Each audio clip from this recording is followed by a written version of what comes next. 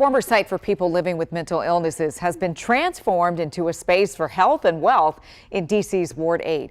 Mayor Muriel Bowser cut the ribbon on a first-of-its-kind eco-friendly marketplace to much celebration. It is on the campus of St. Elizabeth's, and that's where we find our Delia Gonsalves tonight.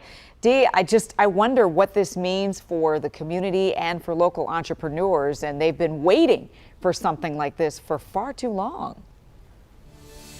That's right. A lot of folks I talked to said Congress Heights deserves something like this. In fact, they demanded something like this by sitting at the table and having a conversation with developers. So get this, Les.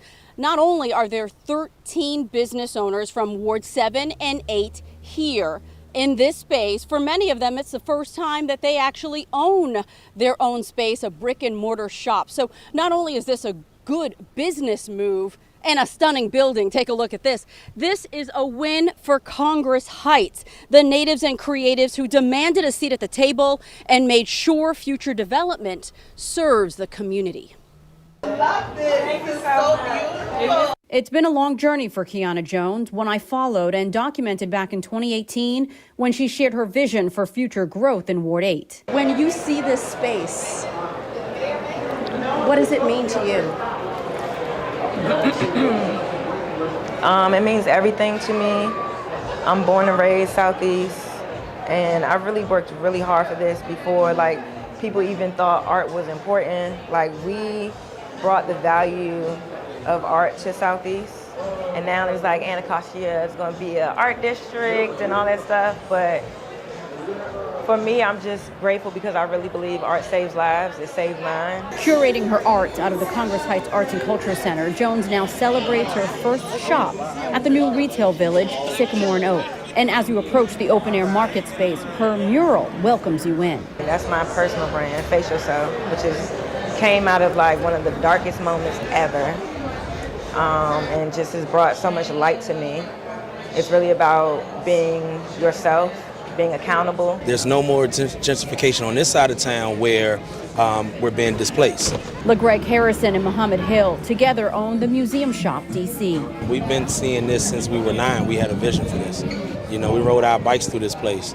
When we're decreasing the stigma of this place being gloomy and dark. To be honest, my mother was incarcerated here in the St. Elizabeth. Joe Houston from WeFit DC got his start doing pop-up workouts during the pandemic. I'm really excited just to be taking the lead and to give back to my community through wellness and also run a business. The business owners will get training along with technical and marketing support, but it's the promise they made to themselves to invest in this community and shape how development shows up here that makes this partnership more than good business.